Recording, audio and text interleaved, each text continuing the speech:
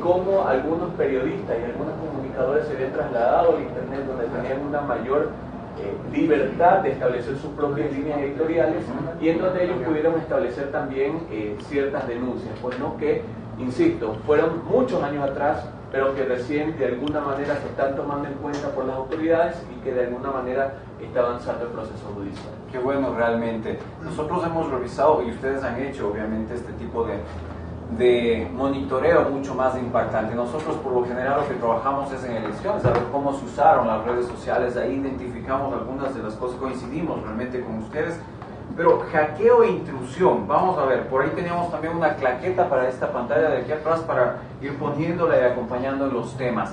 Hackeo e intrusión, 27 casos, Alfredo, de hackeo e intrusión. ¿A qué se refiere esto justamente para quienes no están muy familiarizados con el tema? Sí, dentro de esta categoría lo que nosotros pusimos son las cuentas principalmente en Twitter y durante la coyuntura electoral que fueron de alguna manera hackeadas, es decir, que fueron tomadas por otras personas y que comenzaron a difundir otro tipo de información a la que los dueños realmente querían dar a través de... ¿Hay una vulneración a la seguridad de la cuenta de esta persona? En este caso se burlan las claves, las seguridades y acceden fraudulentamente. No deja de ser un delito, ¿no? Efectivamente, en el Código Penal esto aquí está tipificado, obviamente también tiene sanciones, pero lo vimos que, bueno, lo que ha pasado de manera general desde el 2016 y 2017 es que lastimosamente las autoridades no se pronuncian respecto al tema, no sabemos si realmente sigue una investigación, pero dentro de la campaña electoral fue donde se dieron la mayoría de estos casos. Dentro de la campaña electoral. Dentro de la campaña electoral. Eso se utilizó también como un arma de difusión masiva de información, sobre todo negativa, lo que se conocía como propaganda negra. Sí, pero más allá, o sea, hubieron algunas variantes bastante interesantes en las cuales, por ejemplo, un candidato a la vicepresidencia comenzaron a sacarle todo lo que eran los chats que él tenía en WhatsApp. Privados, ¿no? Privados. Fue bastante interesante, o sea, eran temas de fotos, era tema de conversaciones personales que él tenía y que realmente no tenían razón de ser de que se hayan difundido en cuentas de políticos que tenían muchísimo alcance y obviamente en una coyuntura electoral que las habían hackeado precisamente para dar difusión de esta información personal. Bastante delicado tomando en cuenta, Alfredo, que en la Constitución está consagrado el hecho de que nosotros tengamos derecho a la privacidad de las conversaciones, ya sea electrónicas cuanto físicas, y esa vulneración va más allá de cualquier antecedente que hayamos nosotros visto en campaña electoral, es decir, que la información de nuestros teléfonos, los chats personales, también sean utilizados en este caso como propaganda negra. Y más allá del tema constitucional, nosotros tenemos otros acuerdos internacionales. Recordemos la Declaración Universal de Derechos Humanos, la Carta Americana de Derechos Humanos, en las cuales se consagra el derecho a la intimidad y obviamente incluso ahora las Naciones Unidas, después de las revelaciones de Edward Snowden, por supuesto, respecto a que estaban vulnerando la privacidad e incluso que estaban vulnerando la privacidad de ciertas autoridades de otros países, tomaron cartas en el asunto y ya la privacidad tiene una relatoría especial. Más allá del tema de la libertad de expresión, la privacidad tiene una relatoría especial en la cual se están viendo los avances y retrocesos que han habido en el mundo. ¿Quién estaba de relator yo lo conocí en Argentina, no recuerdo el nombre, pero la verdad era muy interesante el trabajo que él venía haciendo ya como el representante, en este caso, de la privacidad, adentrándose en profundidad en este tema. O sea, estaba anteriormente Edison Lanza, que obviamente es un perito respecto al tema, Frank LaRue también, que es una eminencia respecto a todo este tipo de temas que tienen que ver con privacidad y libertad de expresión, principalmente en la era digital. Perfecto, interesantísimo. 27 casos en total de hackeo de intrusión. Tiene que ver no solamente con hackeo a redes sociales, sino también hackeo a cuentas de correo electrónico, a conversaciones privadas dentro de WhatsApp. Es decir, hay un montón de información que se ha hecho pública a través de estos 27 casos. ¿Estos han tenido denuncias judiciales ya oficializadas o solo han tomado ustedes la información que se publica en redes sociales o en espacios digitales? Vimos algunos casos de denuncias judicializadas, lastimosamente, tampoco no podemos seguir todos los casos y todos los avances, pero lo que nos llama sobre todo bastante la atención es el silencio de las autoridades. Da bastante a entender que se piensa de alguna manera, por este silencio, de que el tema de Internet es menos importante de que pasar en la vida real. El tema de la intrusión de la información es más o menos como que si se metan a tu casa a meter al archivero, a rebuscar una carpeta y a sacártela esa información. Es exactamente. Y cogen esa información y te la publican en medio de comunicación. Y te la publican. Exactamente. Y tiene la misma sensibilidad y realmente el mismo o mayor impacto por la amplificación que tiene en los espacios digitales, Alfredo. Grave realmente, grave que no tengamos ese pronunciamiento, sobre todo que de alguna forma no se establezcan políticas más fuertes, sobre todo para buscar responsables, porque de lo que sabemos durante la campaña electoral no ha habido denuncias sobre lo que ha sucedido, ¿verdad? Hubieron denuncias respecto. Se han puesto la denuncia en la fiscalía. Habían puesto. ¿Cómo han avanzado? Hasta ahora no hemos visto algún avance, al menos que se haya hecho público, pero insisto, o sea, las autoridades en ese momento, autoridades no solamente hablando de fiscalía, que tenían que hacer la investigación, sino también autoridades electorales, porque recordemos que eso se dio en una coyuntura con un candidato y obviamente era un tema también en las cuales las autoridades electorales debieran haberse manifestado. Totalmente de acuerdo realmente, Alfredo, con las palabras de Alfredo y sobre todo con el trabajo que han venido realizando, que pone en evidencia una falta de fuerza y de voluntad política también para impulsar a que existan políticas más fuertes en cuanto a la ciberseguridad de los ciudadanos. Amenazas a la integridad es otra de las líneas que ustedes han investigado. Vamos a ver si Santiago hoy nos puede ayudar colocando también la claqueta en la parte de atrás de amenazas en la integridad, con la cual nosotros vamos a poder de alguna forma ir visualizando el tema del cual estamos abordando. Amenazas a la integridad, 18 casos, Alfredo. ¿A qué hacen referencia el tema de amenazas a la integridad? Bueno, nuevamente volvemos a la coyuntura política, pero aquí realmente se parte en dos, por decirlo así, el tema de los casos. Por un lado, nosotros tuvimos las amenazas a la integridad de grupos políticos afines y contrarios al régimen anterior, y por otro lado también tuvimos el tema de la famosa marcha contra la ley de la prevención y erradicación de la violencia de la mujer por el tema de género. Recordemos que hubo una marcha multitudinaria que comenzó con un tema de redes sociales bastante fuerte, un debate interesante al inicio, pero que se tornó violento de lado y lado. Caramba, sí, lamentable. Sí, muy lamentable, en donde llama la atención que eran dos bandos que proponen bastante la tolerancia y el amor, y finalmente lo que expusieron fue su intolerancia y la violencia. Terminaron exponiéndose de una forma totalmente negativa, yéndose los unos contra los otros, lo cual resulta bastante negativo.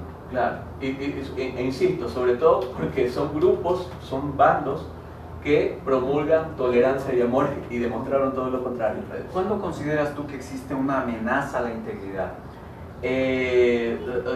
Específicamente cuando por un lado establecen que van a causar un daño físico a alguna persona y lo anuncian a través de redes sociales. Correcto.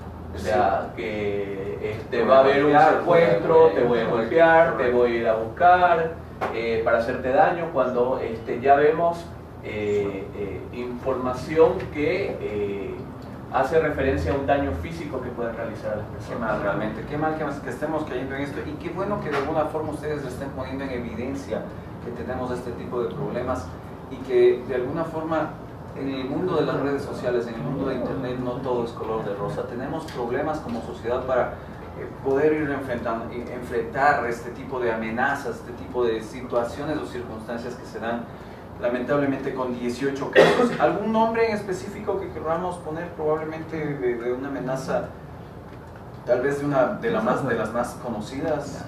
De las más conocidas hubo una amenaza al periodista Martín Pallares de Cuatro Pelagatos, en el cual incluso tomaron fotos de su esposa y de su hijo. ¿Sí? Entonces obviamente cualquier padre no se siente por un lado desprotegido, por otro lado vulnerado, y obviamente esto de aquí hace que las personas de alguna manera lo pensemos dos veces antes de emitir cualquier opinión, ¿no? Como es lo que tratan de hacer. Correcto. Menos mal, o sea, muchos ecuatorianos tuvimos bastantes años de aprendizaje de este tipo de amenazas, entonces ya sabemos hasta qué punto son reales. Y algunos ya están curados realmente en salud de tomar esas cosas como una amenaza que realmente se va a concretar. Pero qué pena que se hayan dado. Abuso de copyright, 3 casos. ¿A qué hace referencia el abuso de copyright? Existe una ley en Estados Unidos sobre el tema de copyright, se llama DMCA por sus siglas en inglés, Ajá. en la cual establece de que uno puede hacer una notificación de cierto contenido que está protegido por copyright, y obviamente los servicios intermediarios, háblese de Facebook, Twitter, Google, YouTube, cualquiera donde esté la pieza sobre la cual se hace notificación de copyright, tienen que bajarla de manera inmediata. Que puede ser música, que pueden ser textos. Que puede ser exactamente música, textos, en este caso fueron caras del presidente, del anterior presidente, fueron documentos públicos en los cuales había un logo de Ecuador, All You Need Is Ecuador. Entonces, como dentro del documento había esta imagen que estaba protegida por copyright, hacían la reclamación y obviamente el documento le daban de baja para que no se lo pueda revisar. Correcto, que serían un poco los casos más emblemáticos también al Claro, mismo tiempo, ¿no? y sobre todo más allá del tema de la denuncia de copyright es el tema del abuso, porque no era un uso correcto, sino un abuso para tratar de bajar cierto contenido que pueda resultar incómodo del poder. Ataque DDoS, para quienes no están familiarizados con el tema, ¿qué es un ataque de DDoS? Es básicamente un ataque de denegación de servicios. Uno comienza a hacer requerimientos en tal volumen que el servidor no logra satisfacerlos y finalmente colapsa. Casos emblemáticos, por ejemplo, tuvimos cuando hubo el conteo electoral. En la segunda vuelta algunos portales comenzaron a caer precisamente por este tipo de ataques, y el que era más importante en ese momento era el control que estaba haciendo Participación Ciudadana, y que también cayó por un ataque de DDoS. Lo que pasa es que hay demasiados usuarios o pseudo usuarios que están tratando de acceder a ese control electoral que estaban en ese caso haciendo. El contexto es realmente importante. Mira, o sea, más que haya sucedido, realmente es el contexto en el que se dio. Estábamos en elecciones, estábamos en una segunda vuelta decisiva para el país, y fue allí cuando se da esta denegación de servicio.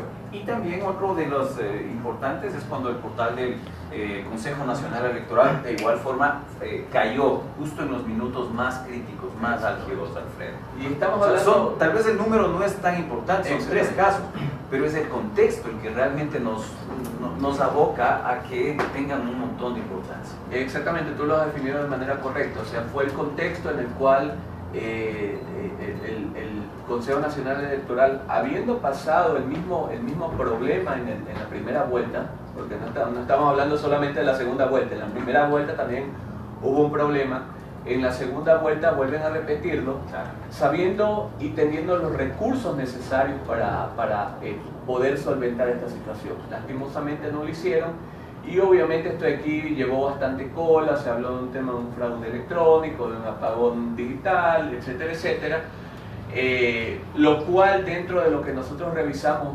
no vimos alguna evidencia de tales comentarios, pero obviamente se presta muchísimo a suspicacias. Sobre todo las suspicacias que decían que cuando estaba habilitado el portal era una dirección, y luego cuando regresa al portal ya obedecía a otra dirección. Es decir, ese tipo de comentarios que circularon también a través de las redes sociales son realmente preocupantes cuando estás en el contexto de elegir un nuevo presidente. Claro, no, y se dieron algunas cambios de direcciones para ver el conteo, pero insisto, esto de aquí no da como para una evidencia de decir que efectivamente pasó lo que se rumoraba, sino que obviamente fue un tema técnico que, vuelvo a recalcar, se pudo haber evitado, que pasó en primera vuelta y que se contaba con los recursos suficientes para que en la segunda vuelta no volviera a ocurrir. No, pero claro, y no quede además ninguna tela de duda, tranquilidad de la gente sobre todo eso.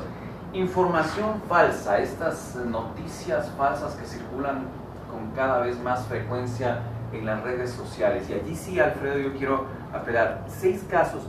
No es muy poco para lo que probablemente la avalancha de noticias falsas que recibimos en el día a día. Esta proliferación además de medios de comunicación falsos con nombres muy parecidos a los medios de comunicación que ya conocemos. Es decir, todos los días estamos enfrentando esto también, Alfredo. ¿Cómo ves tú o cómo evalúas el tema de la información falsa? Bueno, recientemente ha habido un problema bastante grande respecto a lo que se refiere a información falsa en las últimas elecciones de Estados Unidos. Recordemos que hay una discusión bastante fuerte respecto a la intervención rusa, que ya se ha detectado que ha comprado publicidad, que ha tenido cierta cantidad de gente trabajando de operaciones rusas, trabajando directamente en Estados Unidos para incidir en las elecciones, incidir de alguna manera dentro de lo que son elecciones. O sea, es algo que ya nosotros lo habíamos venido viviendo. Lastimosamente no solamente en Ecuador, recordemos el caso de China, el caso de Vietnam hace poco, caso de México, los famosos Peñabots que hacen referencia, y que obviamente lastimosamente Ecuador no estuvo exento de esto de aquí. Estamos hablando aproximadamente desde el 2012, comenzaron en Twitter. Yo vengo usando Twitter desde el 2007, claro, entonces vimos bastante este golpe o esta intromisión de una gran cantidad de usuarios, que en ese momento les decíamos usuarios huevitos, porque el avatar era básicamente un huevito, no tenían avatar, no tenían cara, sino era un huevito, y comenzaban a hacer comentarios o tenían una línea discursiva bastante alineada, pues no, a favor de cierta personaje y en contra de todo lo que digan lo contrario de lo que decía este personaje. Entonces era bastante extraño, y obviamente comenzaron a saltar cierto tipo de información. Recordemos, hace poco una universidad de Estados Unidos también sacó un reporte respecto a que troll centers, ya diciéndolo con todas las palabras, todas las letras de la palabra, operaban desde ciertas agencias gubernamentales en el gobierno anterior. Hubieron muchas denuncias, hubo incluso... Lo extraño es que no se ha llegado a probar fehacientemente. Han existido incluso reportajes televisivos en donde decían aquí funciona el troll center, o fotografías que circulaban, pero nada en concreto. Es decir, nunca se investigó en profundidad como para saber si es que esta alteración de la realidad que nosotros vivimos a través de estos troll centers realmente sabemos que existe, pero no se ha llegado realmente a comprobar. Tuvimos, a ver, el tema es que la línea discursiva desde el poder era de que muéstreme una factura que diga por servicios de troll center, y ahí le creemos. O sea, nadie va a hacer una factura por servicios de troll center, ¿no? Entonces obviamente ellos querían ese tipo de pruebas, pero tuvimos un caso bastante especial de una agencia publicitaria que uno de los dueños o uno de los accionistas era uno de los altos funcionarios del gobierno anterior, en el cual como dicen los abogados, confesión de parte de relevo de pruebas, dijo sí, o sea, efectivamente nosotros hicimos esa página para estar atacando a la oposición. Entonces una de estas agencias que fue representante acá en Twitter, que vendía la publicidad con montos de $5.000, de no menos de $5.000, que ganó algunos contratos con el Estado, que uno hace poco de turismo de $8 millones por el tema turístico, para dar promoción turística a través de redes. Entonces, o sea, el director admitió que le estaban haciendo. Obviamente sin tener la factura que diga por servicios de troll center, pero lo estaban haciendo.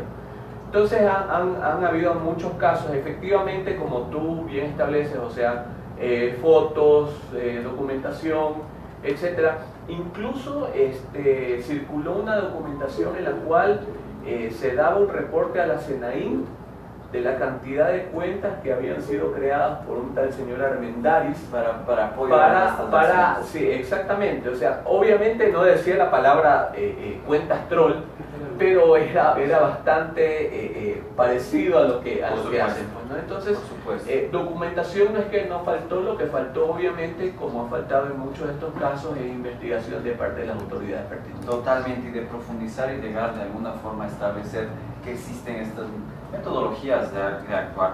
Vamos entonces con el tema de datos personales. 9 casos de vulneración de datos personales. ¿A qué se refiere esto? ¿Que están expuestos o que probablemente han sido tomados o vulnerados sus datos?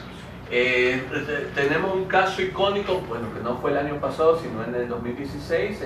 Recordemos la famosa cuenta Cruz Ecuador, en la cual era un personaje que quería permanecer en el anonimato, utilizaba bastante el tema de sátira, y que el presidente en aquel entonces pidió a todos los tuiteros de que le den los datos personales de este malcriado, a ver si están valientes, cuando sepamos quién es, etcétera, etcétera.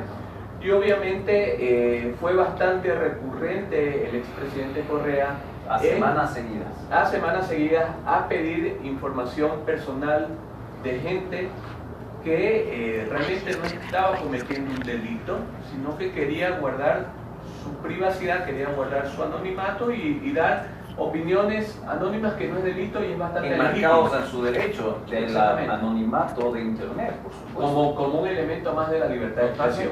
Totalmente. Entonces, realmente esos casos llamaron bastante la atención, en los cuales el expresidente pedía información y datos personales de los tuiteros. Que vendrían a ser similares, ¿no? Casos en donde se expusieron a tuiteros, a ciberactivistas, en donde de alguna forma también se vulneró ese derecho al anonimato que está contemplado también como parte del Internet. Legislación amenazante, 9 casos en cambio. Aquí en el Ecuador circuló por allí incluso una propuesta que era como el derecho, como los delitos de odio en cuanto a redes sociales, algo que realmente sí era medio extraño escuchar, incluso Alfredo. Y nuevamente volvemos al contexto. Lastimosamente aquí en Ecuador las leyes o las políticas públicas se deciden cuando hay un partido de fútbol de la selección, cuando hay un clásico del astillero o cuando es un feriado. O sea, las leyes... O antes de un feriado. O antes de un feriado, una cuestión así. Entonces, recordemos en el contexto que esto se dio, el presidente mandó entregar este proyecto de ley un día antes de salir, es decir, al siguiente, el 23 de mayo, el 24 de mayo había cambio de presidente, y lo atendieron a la persona que fue entregada a las 8 de la noche. O sea, a mí, como fuera de cualquier otro, de cualquier horario. Como ciudadano, para atenderme, o sea, tengo que hacer cita y rogar y todo lo demás, aunque es la casa de todos, de puertas abiertas, etcétera, etcétera. O sea, hay que gestionar una serie de protocolos, pero, o sea, ahí estamos viendo de que para ciertas personas sí trabajan horas extras. En todo caso fue recibido este proyecto de ley a las 8 de la noche del 23 de mayo. Frente a un cambio de presidente, obviamente la gente estaba más con el chip de cambio de presidente, comenzó a circular este tipo de información y todavía no lo habían subido al sistema de la Asamblea, es decir, uno ni siquiera podía confirmar que existía, que existía este proyecto de ley hasta muchas horas después. Entonces, volvemos al contexto de todo este tipo de que de alguna manera querían regular el tema de discriminación y odio en redes sociales, en las cuales le querían poner multa a los intermediarios, Facebook, Twitter, Google, que son de los mayores participantes. Pero también a los usuarios de igual forma. A los usuarios no, iba más encaminado al tema de los intermediarios. Ponerles multa, que les pasen reportes y una serie de cuestiones burocráticas más.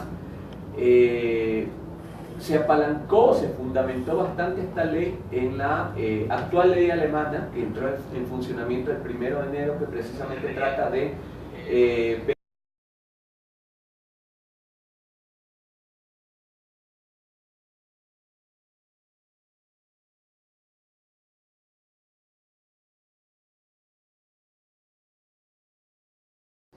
ataques terroristas de verdad, o sea, no que realmente van en función de prevenir ese claro, tipo de cosas. No porque a un paro o una manifestación, lastimosamente aquí de alguna manera se decía que eran terroristas los que se manifestaban o cerraban calles o tenían fotos de Che Guevara o cuestiones por el estilo.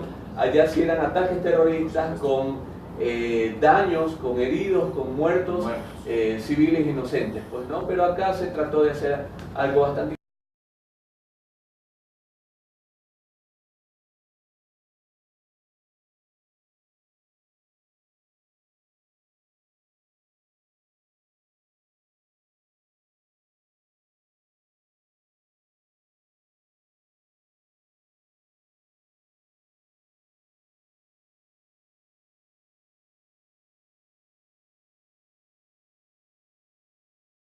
¿no?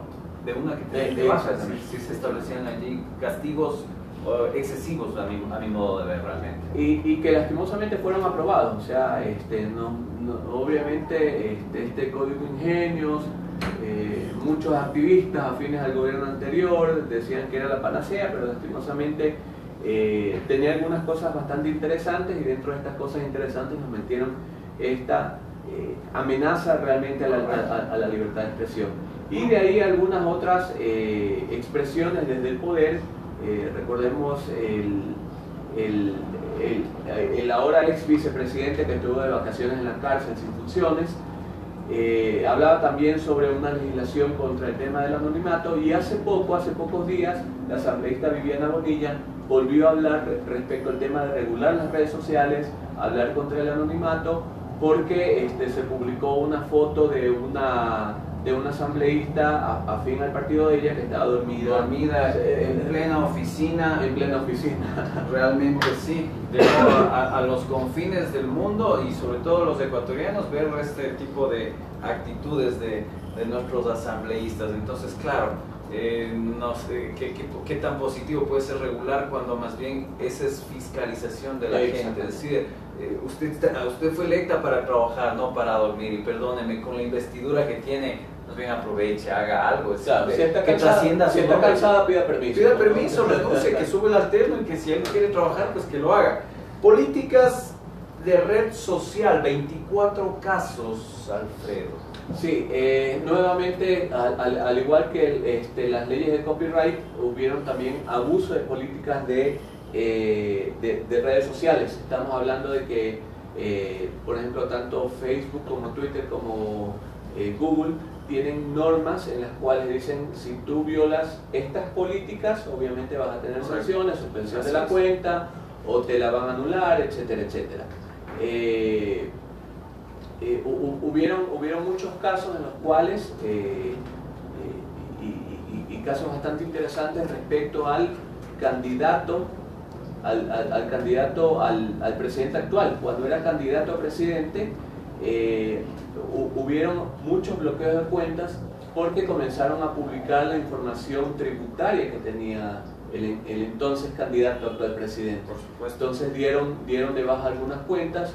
Obviamente se habló con Twitter, que era información pública la que se estaba circulando.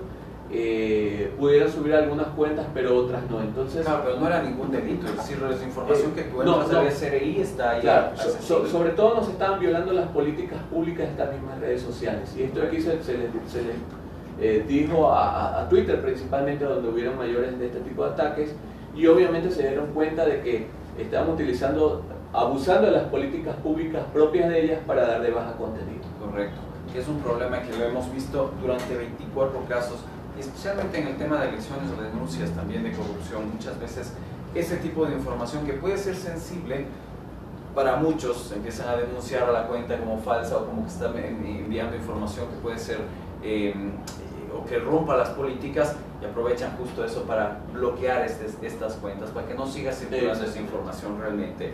Procesos judiciales, 7 casos, y aquí yo recuerdo algunos que se han instaurado por gente que ha tenido opiniones diversas en Facebook, y a través de esas opiniones pues ha seguido un proceso judicial y termina pues llevando lo que salió en redes sociales como un proceso de calumnias, en fin, tantas alternativas que se han establecido. Cuéntame, Alfredo.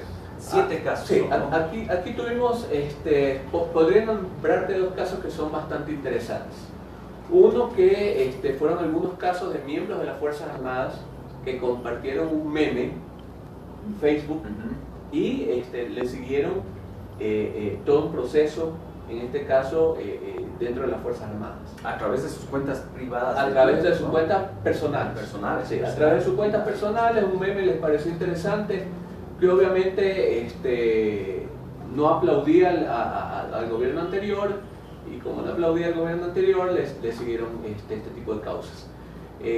Otro caso bastante interesante fue el que siguió el actual alcalde de Loja contra una concejala que actualmente es asambleísta, en el cual en un tuit ella le decía, si mal no recuerdo, le decía ladrón. Él pidió que obviamente le sustentara esta afirmación. Yo no lo pudo hacer, y obviamente fue un tema de... Fue sentenciada. Fue sentenciada, estuvo en cárcel, exactamente. En cárcel 30 o 15, no recuerdo. 15 días. 15 días. A 30 días fue sentenciado este activista en Cuenca también, al denunciar el tema de Carlos Marx Carrasco, diciendo que su familia estaba un poco apadrinada por él y todo. Tampoco lo pudo demostrar. 15 días de prisión. Es decir, este año hemos tenido antecedentes en cuanto a judicialización, pero en condenas también, Alfredo. Sí, eso es lo interesante. Efectivamente. Ahora, el tema, lo que nosotros siempre hablamos es de que debe haber una proporcionalidad, por un lado. O sea, merecía realmente 15 días de cárcel una persona, aunque le sigan un proceso por expresiones que pueda decir en redes sociales. Estaba bien al cometer calumnia de que sea metida a la cárcel. Lo podemos hacer todos, o solamente lo pueden hacer desde el poder, seguir procesos judiciales. Es decir, si a mí me calumnian, o si a ti te calumnian, no necesariamente como funcionario público. Exactamente, correcto. Tú puedes hacer el mismo proceso, la justicia va a tener la misma celeridad para castigar a quienes te calumnien a ti. No lo sé, la verdad. Me dejas muchas dudas en el aire. En mi caso yo estoy 100% seguro que no. En mi caso particular. He tenido por ahí, obviamente cuando uno comienza a hacer este tipo de reportes no le cae bien a todos, y por ahí he tenido algunos insultos, amenazas y todo lo demás. Y estoy seguro de que si yo hubiera seguido un proceso que obviamente me hubiera costado, no hubiera tenido la terminado tampoco favorablemente para ti, más sí, o sea, gasto y todo lo demás.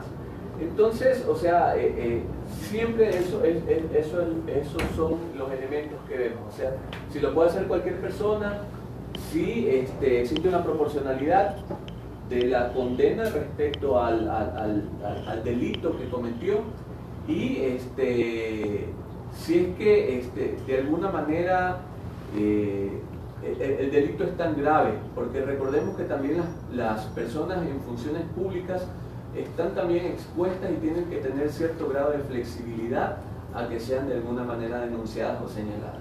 Totalmente de acuerdo, Alfredo. Y realmente es importantísimo que nosotros de alguna forma hagamos esta evaluación como parte del primer programa del 2018, puesto que aquí se puede denotar también la libertad que tenemos los ecuatorianos de poder expresarnos dentro de redes sociales y espacios digitales o plataformas, el nivel de acceso también, las denegaciones. Es decir, hay cosas que sí es importante analizarlas como para arrancar el 2018 y en especial que no se vuelvan a repetir. ¿Cómo has sentido tú a este nuevo gobierno con la intensidad y en el trabajo de redes sociales? ¿De alguna forma se siente que también ha bajado tal vez ese nivel de confrontación que existía? ¿Cómo perciben ustedes como usuarios digitales? A ver, el histórico es bastante interesante porque nos permite establecer comparaciones. Nosotros en el año 2016 tuvimos 160 vulneraciones. En este año tuvimos 106. Recordemos que el gobierno anterior duró hasta mayo, o sea, hasta casi medio año. Es decir, si nosotros nos ponemos realmente a comparar, serían 6 meses del nuevo gobierno respecto a 6 meses del gobierno anterior y el año completo del gobierno anterior. Entonces, de primera, la observación que hacemos es que tuvimos en el 2016 160 casos versus 106 casos bajó. Efectivamente. Y habría que ver cuántos de los primeros casos obedecen al gobierno anterior y cuántos de estos también obedecen al gobierno actual. Claro, sobre todo dentro de lo que fue campaña electoral, cuando era todavía el gobierno anterior, fueron la mayor cantidad de casos. Bajaron mucho cuando ya el nuevo presidente entró en función. Esa es una perspectiva que realmente nos aclara muchas cosas. Eso por un lado, y por otro lado, la percepción de la agresividad de cuentas que eran notoriamente falsas, o cuentas troll, también bajaron muy sustancialmente. O sea, pudimos darnos cuenta de que la agresividad, la violencia que había en redes sociales a través de cuentas que obviamente eran muy alineadas bajo las cuentas, muchas de estas cuentas se desactivaron. Desactivadas. Sí, efectivamente, y obviamente de alguna manera se pudo debatir un poco mejor dentro de redes sociales. Y creo que eso nos da también una nueva perspectiva de qué está pasando en este momento con el gobierno, cuáles son las políticas, en una política de manos abiertas, de un poco más apertura, mayor tolerancia. Creo que se está cumpliendo, por lo menos en parte, en los espacios digitales, Alfredo. Sí, esperemos acciones mucho más concretas que tienen que ver con legislación, que sea amigable a los derechos humanos, con políticas públicas y sobre todo con acciones desde las autoridades, pues, ¿no? Que este tipo de delitos, que este tipo de vulneraciones no quede en nada, sino que las autoridades ya comiencen a investigar, que se den cuenta que los derechos tienen que ser garantizados tanto offline como online. Totalmente de acuerdo.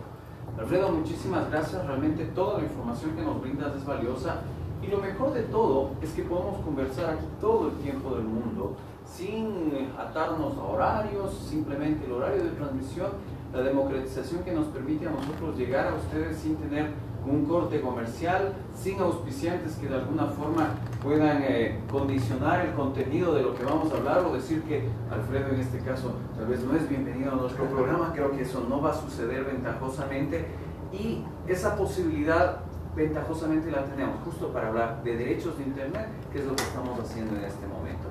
Valiosísima la información, realmente es un aplauso, un adelante en lo que viene haciendo usuarios digitales, sobre todo porque nos permite de alguna forma visibilizar qué es lo que pasa en el Estado de Derecho de Internet en el Ecuador. Alfredo, queremos agradecerte una vez más tu presencia aquí. Por supuesto, no será la última vez que estés invitado. Realmente en este 2018 podríamos ir haciendo evaluaciones trimestrales, semestrales, para que más gente pueda conocer y difundir sobre todo cómo está el Estado de Derecho en Internet, Alfredo. Muchísimas gracias, José. Estaremos por aquí entonces muy pronto. Por supuesto, y hasta la próxima para poder seguir evaluando. Les cuento que teníamos nosotros un poco de contenidos para poder comentarles a ustedes, sobre todo qué ha pasado en el 2018 en los avances tecnológicos. El desarrollo de las pantallas flexibles que están a un paso, el tema del iPhone X que fue lanzado en los últimos meses y que recién está disponible, desbloqueado también para que la gente lo pueda comprar, no solo atado a las operadoras. El salto de la realidad virtual a la realidad aumentada también, pero sobre todo esta realidad en la que convive lo real y sobre todo las imágenes y las gráficas. Hace pocos días en Nueva York tuve la oportunidad de probar un Oculus, ya les subo el video también ahí a Facebook y también a Twitter para que puedan ver un poco cómo está funcionando esto y hacia dónde se está yendo esto de los videojuegos. La inteligencia artificial, por supuesto, con las máquinas que ahora también ya pueden dialogar entre ellas, y el temor que existe. Facebook hizo un experimento hace algunos meses en el cual dos máquinas con inteligencia artificial empezaron a hablar y les dio un poco de recelo, puesto que a las pocas horas ellas ya habían inventado un metalenguaje, un lenguaje que solo ellas la entendían y con el cual obviamente los humanos dejamos de entenderlas, así que resulta muy interesante ese análisis. El cable submarino también para Galápagos, que es lo que está pasando también con estos temas de comunicación, telecomunicaciones, software, hardware, en fin, y sobre todo la parte de Internet. Queremos agradecerles a ustedes por acompañarnos en este primer programa, sobre todo agradecer al equipo que ha puesto todo el empeño para que salgan las cosas bien, y bueno, pues si no salieron, pues hay que seguir adelante, tenemos que seguir mejorando los aspectos que probablemente nos faltan por mejorar para que este sea realmente un producto de calidad. El único programa que se dedica al tema tecnológico y de telecomunicaciones en nuestro país, y por supuesto realmente seguir trabajando para difundir estos temas. Alfredo, muchísimas gracias. Amigos, gracias a ustedes y hasta una próxima oportunidad. La próxima semana, miércoles en la tarde, de acuerdo al horario de nuestros invitados, estaremos al aire. Gracias, soy José Rivera Costales, @TikiJRC, @Tikinauta, @Canaltech. No son cuentas troll, son cuentas totalmente válidas con las que nosotros trabajamos. Gracias amigos y hasta la próxima. Muchísimas gracias amigo Alfredo. Oiga.